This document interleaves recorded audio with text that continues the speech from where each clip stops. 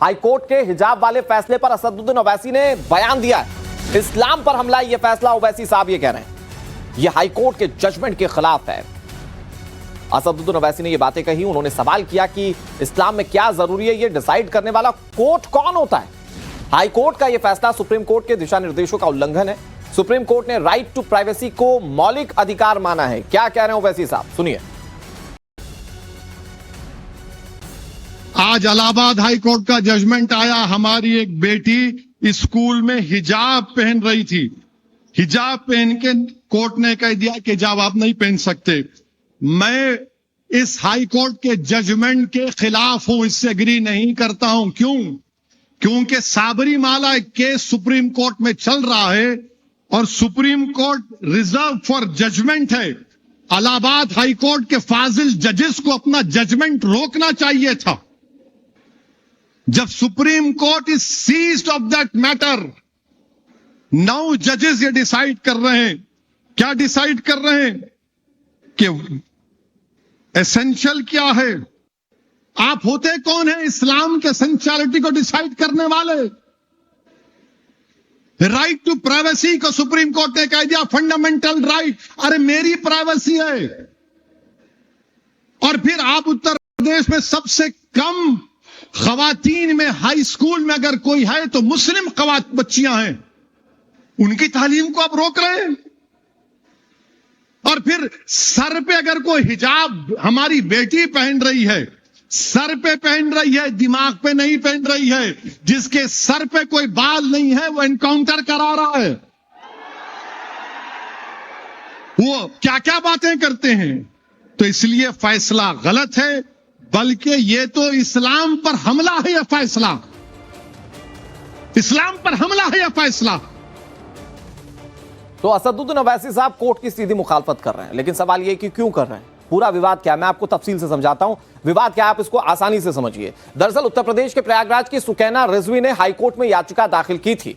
11वीं क्लास में हिजाब पहनने से रोकने का आरोप सुकैना ने लगाया था। स्कूल ने नए यूनिफॉर्म के साथ हिजाब पहनने की अनुमति नहीं दी थी। इसके बाद 6वीं से 10वीं उसी स्कूल में हिजाब पहनती रही है सुकैना। यह दलील उन्होंने पेश की। अत्तर सुइया के टैगोर पब्लिक स्कूल का यह मामला है। जो सुकैना थी वो कह रही थी कि 10वीं तक तो मैंने हिजाब पहना हुआ है, 11वीं में आप क्यों नहीं पहनने दे रहे? नए यूनिफॉर्म के साथ स्कूल ने मना कर दिया था कि आपको हिजाब स्कूल के अंदर नहीं पहनने दिया जाएगा। प्राइवेट स्कूल और गैर सहायता प्राप्त और सीबीएसई से संबंध सह शिक्षण संस्थान था वो। स्कूल का पक्ष यह है कि यूनिफॉर्म सभी स्टूडेंट्स पर समान रूप से लागू होगा। स्कूल का पक्ष यह है कि स्कूल में अन्य मुस्लिम छात्राएं भी ड्रेस कोड का पालन कर रही हैं, लेकिन दिक्कत सिर्फ सुकैना रिजवी को है। तो यह पूरा विवाद है और इसी पर जो फैसला कोर्ट का है उसको लेकर ओवैसी साहब उसका विरोध कर रहे हैं। इसी मामले का हवाला देकर ओवैसी हाईकोर्ट के फैसले के खिलाफ चले गए और सीधे सीधे इस्लाम पर हमला उन्होंने बता दिया। दरअसल हाईकोर्ट ने इस मामले में कुछ ऐसा कहा जो शायद ओवैसी साहब को पच नहीं रहा है। उसे अब थोड़ा डिटेल से समझाते हैं आपको कि स्कूल में हिजाब विवाद पर हाईकोर्ट ने क्या फैसला दिया है, किस बात को लेकर ओवैसी साहब मुखालफत कर रहे हैं। वो पर्टिकुलर अपने पर्सनल चीजों को लेकर जो आजादी वाली बात कह रहे हैं वो है क्या, मैं आपको बताता हूं। दरअसल स्कूल में हिजाब विवाद पर हाईकोर्ट ने फैसला यह दिया था कि मामले की सुनवाई इलाहाबाद हाईकोर्ट में जस्टिस जेजे मुनीर और जस्टिस इंद्रजीत शुक्ला की बेंच ने की थी। क्या फैसला था भाई, आगे बढ़ाइए ना आप इसको। याचिकाकर्ता से जुड़ी अलग अलग क्लास की तस्वीरें देखी गई, इलाहाबाद हाईकोर्ट ने यह कहा। फिर इसके बाद क्या हुआ, छात्रा के अलावा किसी ने हिजाब नहीं पहना, इलाहाबाद हाईकोर्ट ने इस बात की टिप्पणी की। यहां तक कि उसी धर्म की छात्राओं ने भी हिजाब नहीं पहना, इलाहाबाद हाईकोर्ट ने यह कहा। हिजाब पहनना इस्लामिक आस्था का कोई जरूरी हिस्सा नहीं है, इलाहाबाद हाईकोर्ट ने यह टिप्पणी की थी। याचिकाकर्ता नहीं साबित कर पाई हिजाब मजहब का जरूरी हिस्सा है और इसी पर इलाहाबाद हाईकोर्ट का फैसला आया। संविधान के अनुच्छेद 25 पर आधारित किसी भी दावे को कहने भर से स्वीकार नहीं किया जा सकता।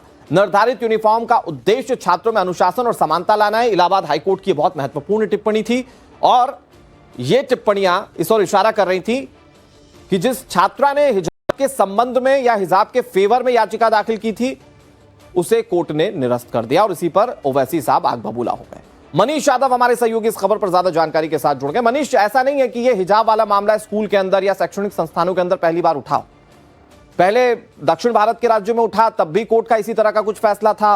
इलाहाबाद हाईकोर्ट ने भी क्लियर कर दिया कि हिजाब धर्म का जरूरी हिस्सा नहीं है, यह बात पता नहीं चलता और यूनिफॉर्मिटी छात्रों के बीच लाना बहुत जरूरी है।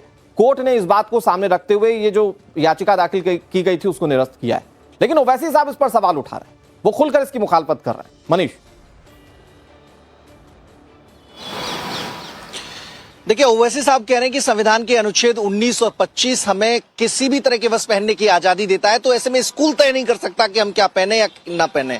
और साथ ही स्कूल के कोर्ट के पास ये राइट नहीं है कि वो इस्लाम की व्याख्या करे कि इस्लाम के लिए कौन सी चीज मुनासिब है, कौन सी चीज सही है, कौन सी चीज इस्लाम के दायरे में है। ये धर्मगुरु मौलाना लोग डिसाइड करते हैं, शरीयत डिसाइड करती है। तो ऐसे में ओवैसी की जो मुखालफत है ये उसी कड़ी का हिस्सा है जो जब जब हिजाब को लेकर मांग उठी है, जब जब स्कूल के हवाले से या फिर बाकी जो डिबेट्स रही हैं, मुद्दे रहे हैं, उसमें हिजाब को लेकर आपत्ति उठाई जाती रही है महिलाओं की ओर से, उस वक्त ओवैसी इसकी मुखालफत करते रहे हैं, खिलाफत करते रहे हैं। उसी कड़ी को इस बार भी वो आगे बढ़ाते हुए नजर आ रहे हैं। हालांकि कोर्ट ने इस परिप्रेक्ष्य में ये कहा कि जो स्कूली बच्चे होते हैं वो एक जैसे दिखें, एक साथ दिखें, उनमें किसी भी तरह का भेदभाव उनके मन और दिमाग में ना आने पाए। तो इसलिए बहुत जरूरी है कि स्कूल का जो डेकोरम है, स्कूल का जो अनुशासन है, उसमें यूनिफॉर्म एक अनिवार्य चीज है, तो वो सारे बच्चे एक जैसी पहन के आए। लेकिन ओवैसी साहब ये मानने को तैयार नहीं है, क्योंकि जिस तरह की सियासत वो करते हैं, जिस तरह की उनकी आइडियोलॉजी है और उनकी पार्टी का नाम जैसे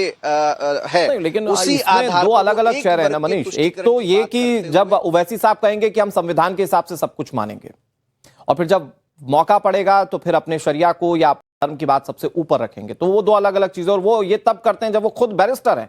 खैर, आने वाले समय में इस पर कैसे और सियासत होती है देखने वाली बात है। शुक्रिया आपका मनीष, हमारे साथ जुड़ने के लिए और तमाम जानकारी देने के लिए।